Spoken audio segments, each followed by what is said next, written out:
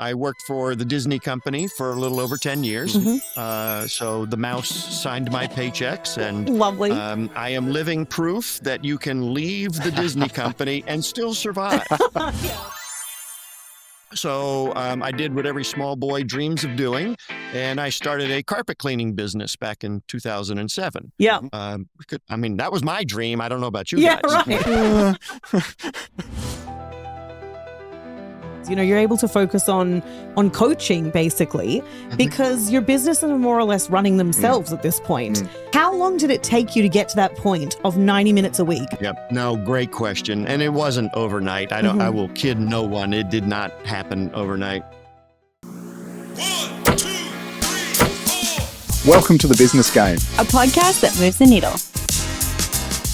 You know, Steve, I've been thinking, if I could clone myself, I'd finally get through my inbox. Yeah, that's true. Or you could just call Tyler Offshore, right? They basically do that, but better. True. They match businesses with top-tier remote talent, customer service, admin, even SaaS development. Yep, scale your team, cut your costs, and Kalina, keep your sanity.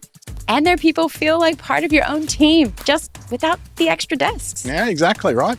Head to tyleroffshore.com to get your new superstar team member onboarded in just a week. Thanks to Tyler Offshore for supporting The Business Game.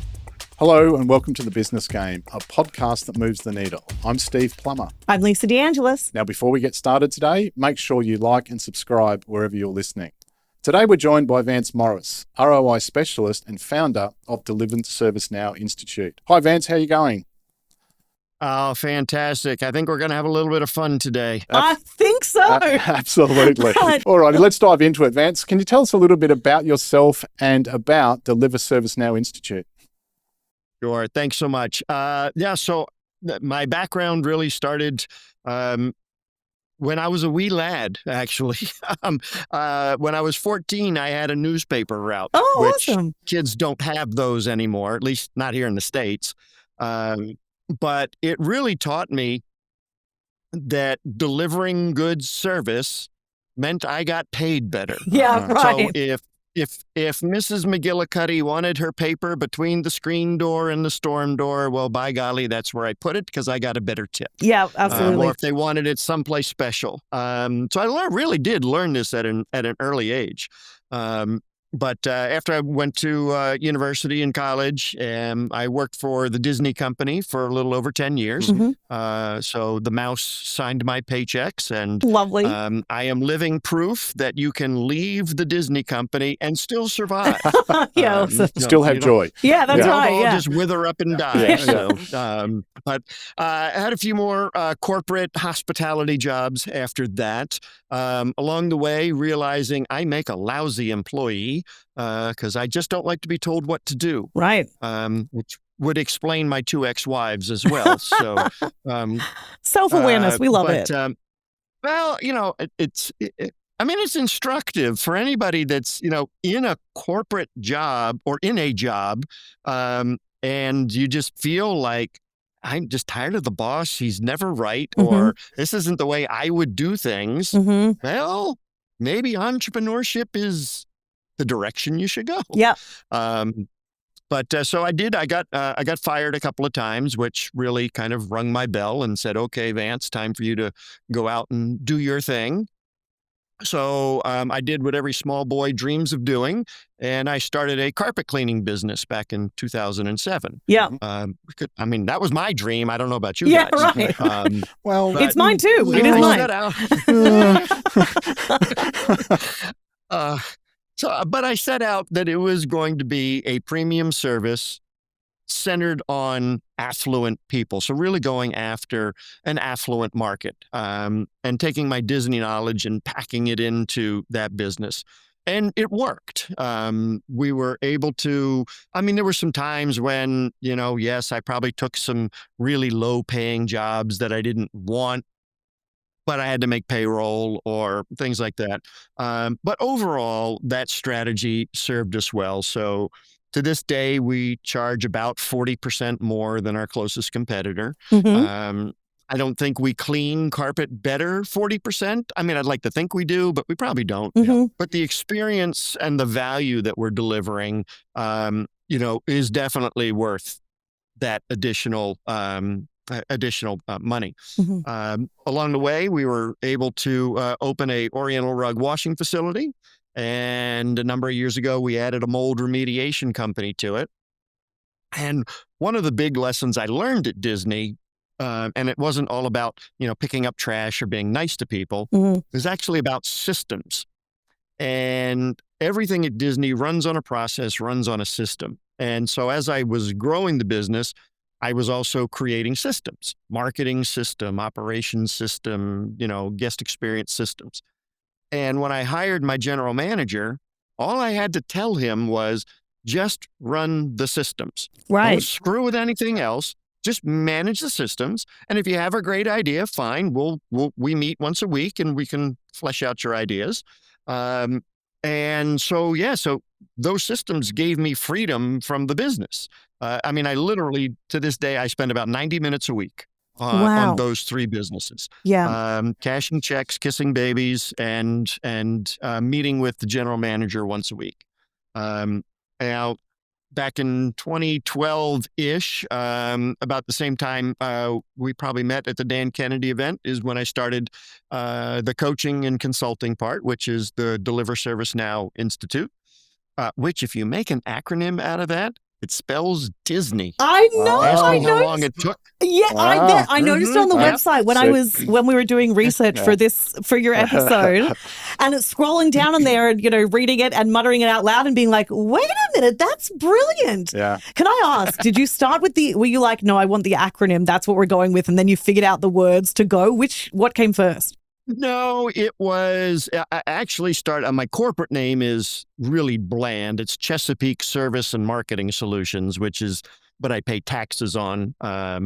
But it took a little bit of time. I knew I couldn't use the actual Disney word. And I'm just like, okay, well, so my thing is about service and all right, well, we do some delivery and well, I can't really call it what's I or Y? Oh, Institute sounds like, so, it just kind of all, amazing. It took some time, but it finally came together. Very clever. Yeah, we were talking about it in the office yesterday, actually being like, look at that. That's so cool. The Disney doesn't leave your DNA. Yes, there you go. Once it's in. Yeah. So Vance, just on that, the Disney, your coaching business, who do you serve mostly in that market? It's a mix between professional services, so financial or wealth advisors, attorneys, and then because I own the home service businesses, I have an affinity with the trades. So, heating and air conditioning, plumbing, et cetera. And it's really working in these highly commoditized industries. A dentist is a dentist is a dentist. There's only so many ways you can clean teeth. So what is the separator between all of the dentists? And it's really the experience that they provide. It's the same thing with carpet cleaners, same thing with financial advisors. There's only so many ways you can do your thing. So what is the separator? And it is the experience that you provide, the emotional connections that you make with your customers, which is probably the most vital of everything I teach. It's mission critical that you create these emotional connections. And then how do you keep your customers? What do you do after they've consumed your product or they've, used your service?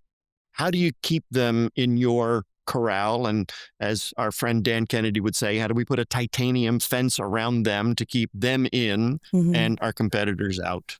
Yeah, right. Vance, I'm just curious that we've mentioned the emotion and exceptional service and so forth. Is that your light bulb moment that propelled everything in your business? Or was there something else that was your, almost your aha moment or, I'm really onto something here? What was the spark for you? Yeah, it was certainly early on, people were absolutely amazed that we answered the telephone. Wow. So yeah, okay. you have to remember, the bar is set very low as far as customer service is concerned. And if you look at the trades businesses, at least here in the States, you could call 6 plumbers and never talk to a human. You get voicemail every time. So people were amazed that we answered the phone. And then they were amazed that we showed up on time. Right. Yeah. Well, Wow. That's pretty similar here. Yeah. Same thing. Yeah. But I mean, that's how easy it is, though, to exceed expectations is, gee whiz, just show up on time. Yeah. Right. Yeah. But the emotional connection piece really clicked probably about 5 or 6 years in.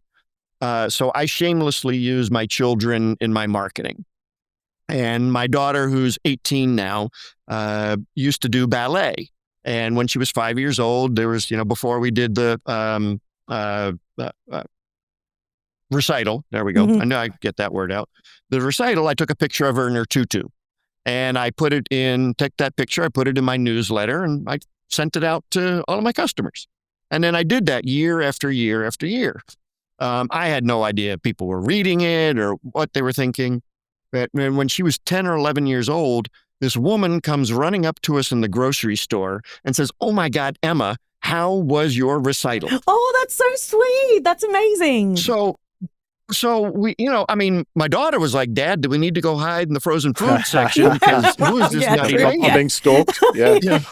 Much scarier for a But then 10-year-old. I thought, and then I had to explain. I said, "Sweetheart, this is one of my customers. She has watched you grow up. My customers, my kids have thousands and thousands of aunts and uncles that have watched my kids grow up. That lady is never leaving me until she dies or moves because we've created that connection. So you don't know where the connection is going to come in, but you need to create it." Yeah, right. And I wonder also then on that note, obviously your customer experience when you're, whether it's the service you deliver, whether it's just showing up on time or creating that emotional connection, what does that mean for marketing then for you? Does that mean that, obviously if the customer experience is the strategy, is marketing dead in your opinion? Is it, still part of it? What's your take? Oh, no. So, the marketing is, your experiences and what you're delivering really becomes your marketing. You get to be known for doing these things. So, and then you can play into that. Certainly, I had a little bit of an advantage. I was the only Disney trained carpet cleaner in Maryland. Yeah, awesome. So, I had a little bit of an advantage there, but no, the marketing is vital. And I think we all subscribe to the direct response marketing style in that, we can't just throw up a picture of a little baby and expect people to call us to come fix their plumbing. Right. There has to be a headline, there has to be an offer, there has to be all of those things. And to this day, I still follow that. And with, now with Google reviews and Facebook reviews, people can really find us and, they're just amazed at what people are saying about "Oh my God, the guy put booties on his shoes before he walked into the house." Yeah. Just little things like that. Yeah. That all becomes your marketing. And I think that's also because that is somewhere that Disney really excels. That's an incredible trading ground for you, certainly. And I think for everyone probably who goes through the Disney corporation. I remember being, you go to any of the parks and they go above and beyond. I've had a few friends who have worked there at different points who say, we just are really aware that this experience is a once in a lifetime or once, in 5 or 10 years for people that are coming through. So make their dreams happen. And I think it's so cool that you are taking that and also running with it in the way that you can achieve the same thing for services that people need in their everyday lives rather than that one in 10 years or 1 in 5 years or once in a lifetime trip, It's awesome. Right.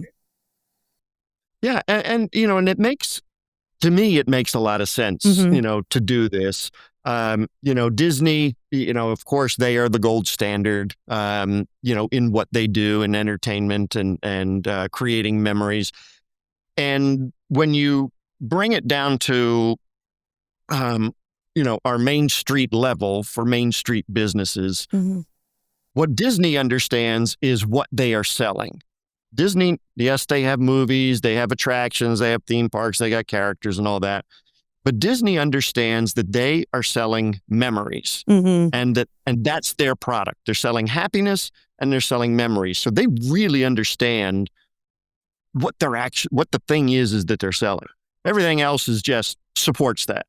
And so for Main Street businesses, for like my home service businesses, we create healthy homes. Now we do it by cleaning, but our mission is bigger than our day-to-day job. And my employees, they can wrap their heads around creating healthy homes. They know what that means. There's so many companies out there that have, mission statements, which most employees don't know what it is. Mhm. Most owners can't remember what it is they wrote down 5 years ago. Yeah, And, right. I mean, I'll go into businesses and ask, "Oh, so what's your mission around here?" And there's Marge at the front desk going, poking her head around me, trying to read the mission statement that's on the board behind me. Yeah. It's so Thinking about going back to the Disney of it all for a second, working there for as long as you did, what have you found that you learnt at Disney working there that absolutely does not work in the real world? Is there anything that, because they're such a big business, really no. Mhm. Of course, I don't own a roller coaster. Right. I don't own a castle. And so people ask me all the time, well, why should we try and copy what Disney does? We don't own any of that stuff. We're not in entertainment and things like that. And my reply is always, it's not copying what they do. It's adapting what they're doing into our own businesses. So, taking the blinders off of, well, I don't have a roller coaster, so that doesn't apply to me. Yeah. Right. Well, okay, let's look at, so a great example I use a lot is at Disney, you wait for things. Mm-hmm. Right. You wait in line to go on the attraction. You wait in line for food. You wait in line to get on transportation. Disney, though, has figured out a way to not so much compress time, but make it feel like it's not so long. So they entertain you while you're in line, and there's interactive stuff, or maybe there's something on your phone. You've got an app to play with, or there's characters walking around. It takes your mind off of how long you're standing there. Mm-hmm. You can do that and adapt that into the real world. Think about if you have to send a proposal and then there's a period of time where you have to wait for the client to do something. So what are you doing to entertain your client or your prospect between the time you send the proposal and the time they get it and make a decision? Right. There's all sorts of things. You could be sending them cookies through the mail. You can be sending them a copy of your book. You can, reach out through the phone. I'm a big fan of getting away from email because some of it's, well, one, I don't know about you guys, but I'm looking at my inbox and it's already got 72 messages and I'm not going to look at them till tomorrow. Yeah. But, so the stuff gets buried. But if somebody sent me a little box and it had a copy of their book and a brownie in it, that's brilliant. So entertaining while, people are waiting. Mm-hmm. So there's a lot of less, attention to detail. Mm-hmm. Disney is fanatical about their attention to detail. I was there one day and I was sitting having coffee, and one of the horticulture people was coming along and trimming the hedges. And, after they used the big shears, they came and literally had a pair of scissors trimming. Mm-hmm. And then not 10 minutes later, the supervisor walks by with her own pair of scissors and it's going by. And so, they have that fanatical attention to detail. Yeah. We all can have that. There are details in our business that matter, more so than maybe some others. And so, again, something like that, we can certainly adapt from Disney. Yeah, fascinating. It's an interesting take, isn't it, on, well, you don't understand, my business is different, which we all know. It's about the principle, what they do. How can you, like you said, adapt the principle to your particular business? Because at the end of the day, business is providing a solution at a profit to a person. It doesn't matter what the thing is, right? Who the person is or what the thing is, it's still that principle. Yeah. So it's a really interesting point about just, relaxing, thinking a bit around that to what can I do? I love that thing about while you're waiting for a proposal to land, what else can you do? Yeah. Because that's a form of marketing as well, entertainment, et cetera, et cetera. It keeps you top of consciousness and so forth. Yeah. Testing, 1, 2, hello? Are we on? Are we on? Hello? Hey folks, let's take a quick pause to talk about our friends at HubSpot. If you've ever felt like running marketing, sales and customer service all at once is, a little chaotic, HubSpot is here to change that. It's an all-in-one CRM platform that actually works the way you think. From generating leads to automating follow-ups to helping your team stay aligned. Personally, I love how the automation tools handle the busy work so you can focus on the bigger strategy. And here's the best part. You can start your HubSpot journey for free using the link in the description. And while you're at it, you're helping to support this podcast. HubSpot isn't just a tool. It's like having a full team in one platform, helping you grow your business faster and smarter. Alrighty, it's back to today's episode. Vance, you mentioned before about price elasticity, and I know that you've said before that price resistance is self-inflicted. So I'd love to dive into that a little bit. And does that really mean that if you're discounting, you're kind of admitting to a failure? What's your take on that? Discounts are, I don't discount. I don't compete on price. I compete on the value that I deliver. And so, I do think if you have to run a discount in order to generate your business, you might as well just have a lower price. I mean, Right. So what? Now that is not to say that promotions and specials don't have their place in your marketing calendar or your overall marketing plan. Certainly, here in the States, we have Thanksgiving coming up, which means we have Black Friday, which is the day everybody goes shopping. And so everybody's having some kind of promotion at that time. And if you follow the Robert Collier principle of always entering the conversation that's happening in their mind, you probably do want to at least be a part of some of these larger, holidays or promotions. But it doesn't mean you have to discount. It may be, for us, we'll say, hey, look, if we'll clean 3 rooms of carpet for you, be more than happy to clean that chair for 50% off. Right. So, we're already there. So I am giving a discount, but I'm already getting full price for all of the carpet cleaning. Cleaning a chair doesn't really add much to, our work, but it does add to the ticket, and it adds to the value that we're delivering to that customer.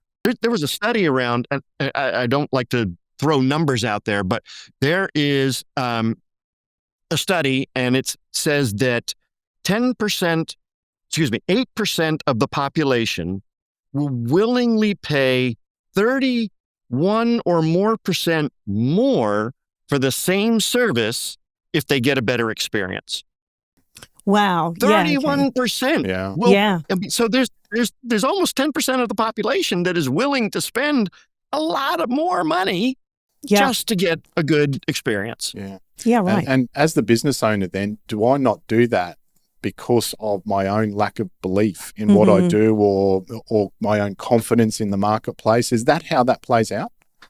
Yeah. Yeah, it is. It's if I raise my prices, I'm going to lose customers. Yes. If I raise my prices, I'm not going to be able to get new customers. And it is just not the truth. If you raise your prices and you lose customers, well, maybe you didn't have the right customers to begin with. Right. But if you go out and do the math, you could double your price, lose half of your customers, and still be more profitable.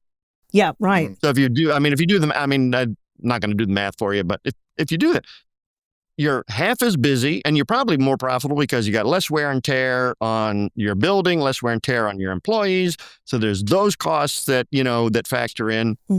I would much rather serve 5 people and deliver a great experience and be profitable than have 50 and just be good, Yes, going right. nuts. Do you know what? Can we talk for a second about the customer experience? You've talked about moment 0, which is those first 7 seconds with a client. Yeah. What is your most powerful tip, to win those first 7 seconds? Certainly you have to create that emotional connection within those first 7 seconds. If you do that, the likelihood that customer is going to start shopping around is almost eliminated. It just goes down.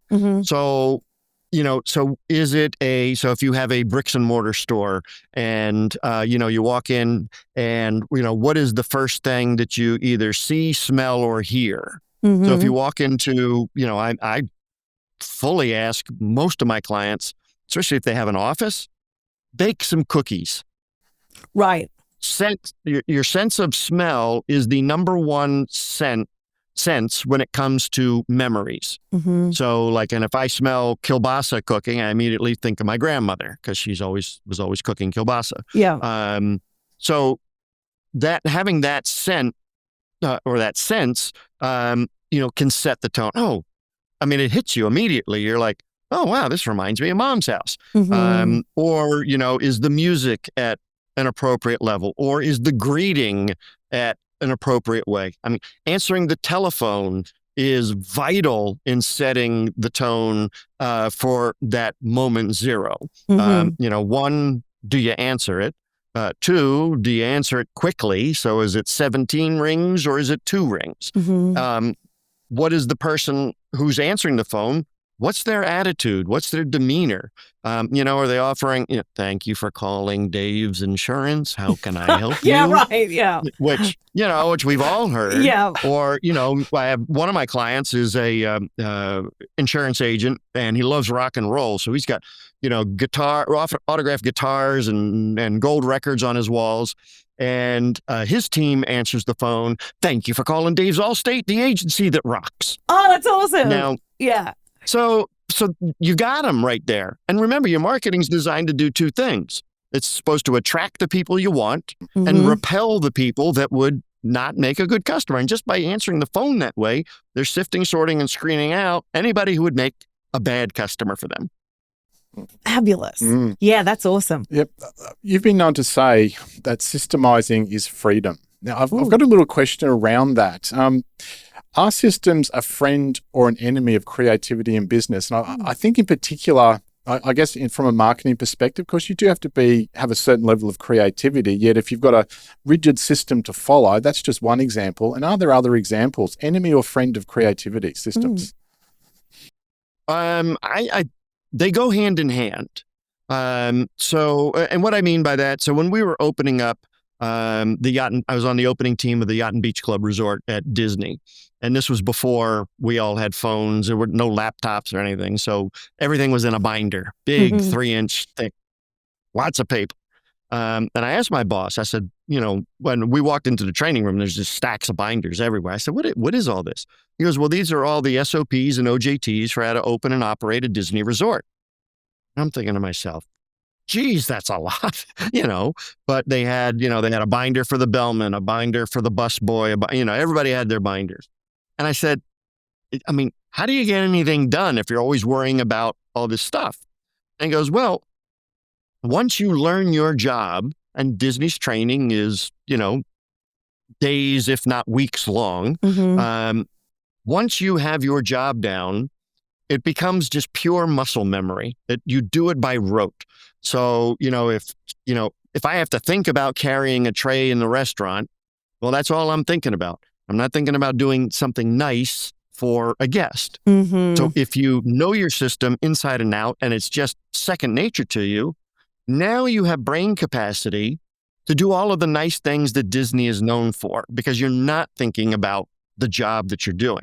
So now I can take the picture for the guests. I can do the autographs. I can, get a new ice cream cone for the kid that dropped one because we have the systems and I just do them.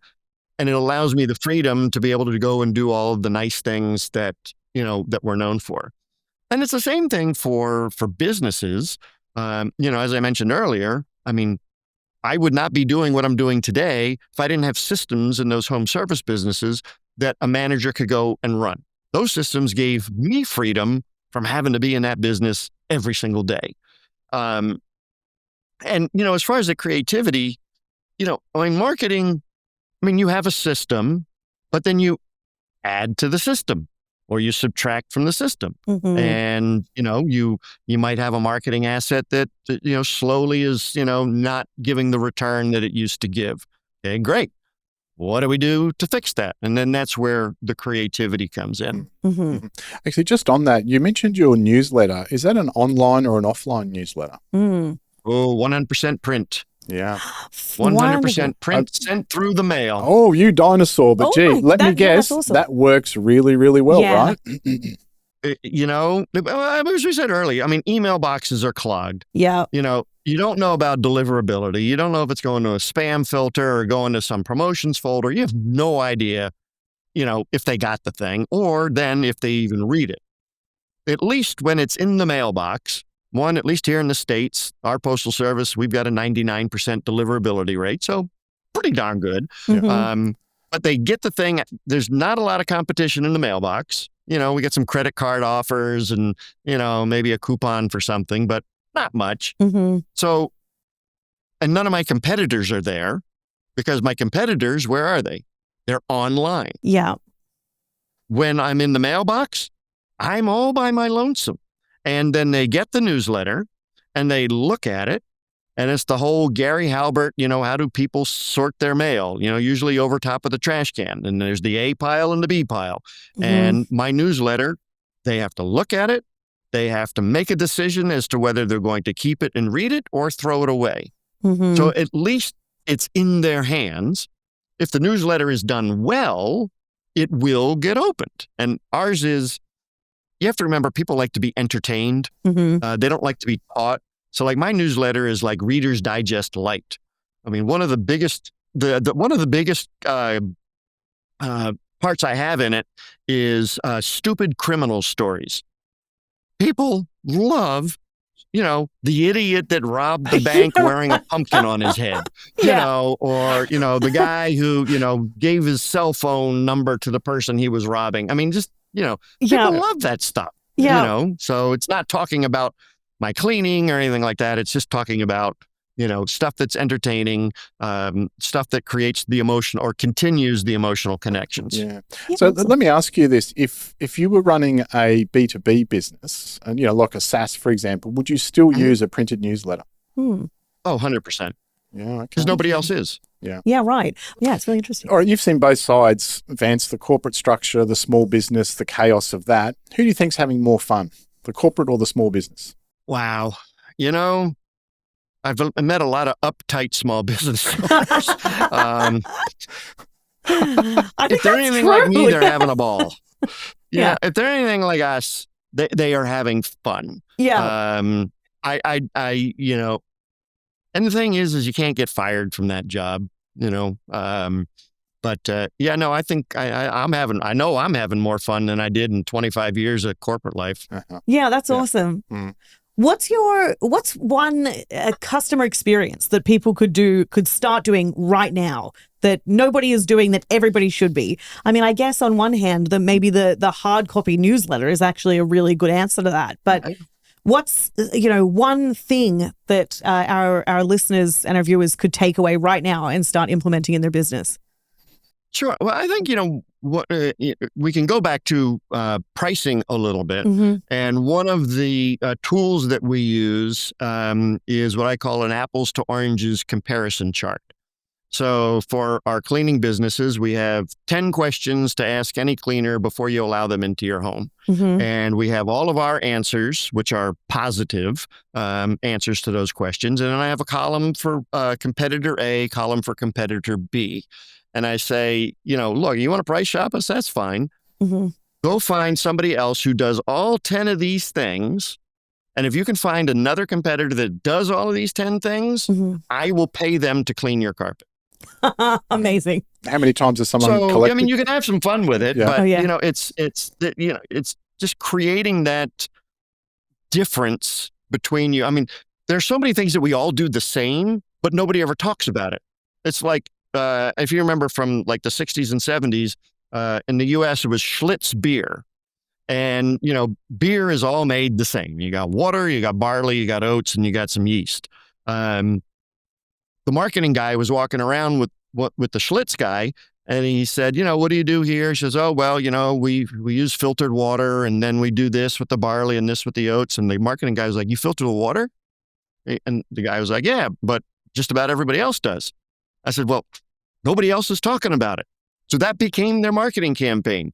We use filtered water. Right. Well, and everyone goes, wow, they were filtered just water. the first And ones they to don't say it. Yeah, right. Yeah. You know, so Yeah. Yeah. Oh, that's Yeah. fascinating. Yeah, we're almost out of time, Vance, but I'm just curious. You have had some ups and downs in business, and you almost seem to have bounced back a bit stronger. What did hitting rock bottom? What did that teach you about life, about business that success never could? you know, it's resilience. You know, it's tenacity. I mean, I could have thrown in the towel. I mean, when I started the first business, you know, I'd been fired from my first job, so no income. So I had to start making some money. And, you know, we were looking at living off of my wife's salary, you know, while I got the business up and running. And she had a cerebral aneurysm like same week I signed the contracts to start this business. So she was in the hospital for, you know, at least 11 days, I think. I mean, she's fine now. Glad to hear that, and yeah. recovered, but overnight our incomes went to like double zero. Right.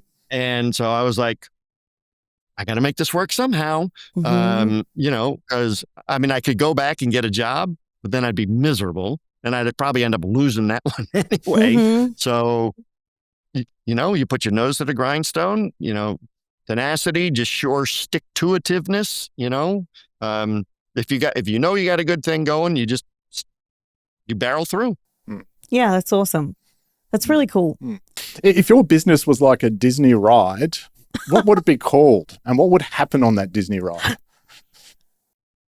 My business or my life? I reckon go your actual Yeah, life. go the life. I'm Yeah, curious yeah, about yeah, that. You seem like absolutely. you've had an interesting run. Life would be called controlled chaos. Yeah, okay. You know, I mean, 4 kids, a lot going on in the house, you know, a number of businesses running. But, you know, it would really be, if you ever went to Epcot, and there's a ride called Journey to Imagination.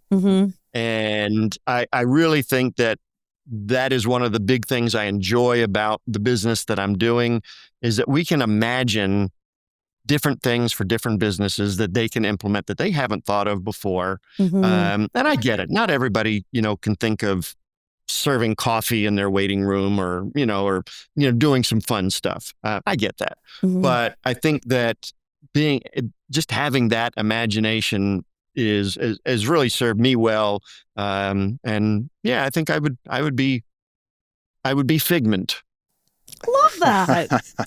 Oh, that's awesome. I think that's really interesting as well, that it's so cool that you said that for your businesses, you know, you're able to focus on coaching basically, because your businesses are more or less running themselves at this point. And I guess before we wrap up, this is something I've been thinking about the whole way through, but how long did it take you to get to that point of 90 minutes a week is all you need to spend? How long did it take you to figure out those systems? Yep. No, great question. And it wasn't overnight. I will kid no one. It did not happen overnight. We were probably about 7 to 8 years in before, and it wasn't so much just the systems, but it was, you know, having the revenue to be able to cover, you know, an additional, salaried person, and also for me to be able to make money and not have to be in the thing. Yes, right. So yeah, it was about 7, 8 years. I mean, you know, because we had grown the systems, and of course, you know, the business was growing, and it was right about that time when I was able to step back. Yeah, awesome. Yeah, that's really cool. Yeah. All right. To help to get to know the person behind the mic, Vance, we do like to play a little game at the end of our podcasts each episode here. Oh boy. And it's called the rapid fire questions. And so I'd encourage you to answer in 1 or 2 words, or you know, maybe a sentence or less as we go through. There are 10 questions. As fast as you can. Yeah, you're ready to go? Let's go. All right, here we go. The one thing you couldn't live without. Beer. What was your first job? Newspaper route. Yeah, we need that one. Is the customer really always right? The customer is always the customer. Ooh, good answer. What's your coffee order? Black. Okay. Simple. You're not going to catch me standing in line waiting for a 19 ingredient order. Right. Early riser or night owl? Very early, 4:30 a.m. every day. Oh, my goodness. iPhone or Android? Android. Me too. You've got to hire one fictional character to run your business. Who's getting the job? Oh, wow. Superman. Oh, good answer. What was the last book you read? I am on my rereading of Letters to a Stoic. Mm-hmm. There we go. All right. If your business life had a theme song, what would it be? It's is it the Beatles? It's going to be all right. Oh, Let It Be. I can't remember who the artist is, but there's something along the lines of "It's going to be all right." Last one. If you could own any existing company in the world, what would you choose? Whose company are you taking over? Aside from mine, I am taking over Six Flags, which is an amusement park company here in the U.S. Yep. Primarily, we had, just real quick, Travis Kelce, who is engaged to, what's her face? Taylor Swift. Thank you, I don't know Taylor if we Swift. can I recover remember from him. the I what's can't your face. remember her. We'll have to cut that out. But he is now... He's now a 9% owner of Six Flags, Right. And has this nostalgic feeling about amusement parks. So I'm actually working on a campaign right now to get in front of not only Travis Kelce, but the private equity firm that they're with as well. So fingers crossed. Oh, All right, awesome. Well, and Travis, when you listen to this, make sure that you keep an eye out for Vance's stuff. Morris. Right? Yeah. Exactly. Yeah. There we go. All righty. Look, we're just about out of time. So tell us, where can people find you and learn more about Deliver Service Now? Sure. Actually, I have a free download for everyone. It's 52 ways to wow your customer without breaking the bank. So it's one wow for every week of the year. Amazing. So if you're not creative, this will cover it. And you can find that at wow52ways.com. Amazing. We'll pop that in the show notes as well. So if you're listening, make sure you check it out. This has been really fascinating, Vance. Thank you so much. I feel like I've really taken away so much about those little moments that you can find to make an experience incredible. I think when you're really in the weeds of a business, it can be so hard to, be constantly thinking about where we're trying to go, what we're trying to achieve, what can we fix, what can we make better. And really, fundamentally, that's what it actually boils down to, isn't it? Making sure that you are delivering an incredible experience before everything else, period. Yeah. Yeah. And I love that Vance's point about, there's no competitive advantage in being the second cheapest, right? Cheapest, I think that lands really, really well. Yeah, me too. I'm going to play that in my head on a loop. Oh, boy. So, Vance Morris from Deliver Service Now Institute, thank you so much for joining us. That's all we've got time for. Wherever you're listening from, thanks for joining us here on The Business Game. We'll see you next time. All right, that's a wrap for today's episode. If you enjoyed what you heard, make sure you hit subscribe so you don't miss any future episodes. For more insights, strategies, and stories to help move the needle on your business, we'll meet you back here on Thursday. Thanks for tuning in to The Business Game. If you like what you heard, make sure to subscribe on YouTube and follow us on TikTok, Instagram, Facebook, and LinkedIn to stay connected. A big thank you to our major sponsor, Tyler Offshore, for powering today's episode. And join us again on the next episode of The Business Game, A podcast that moves the needle.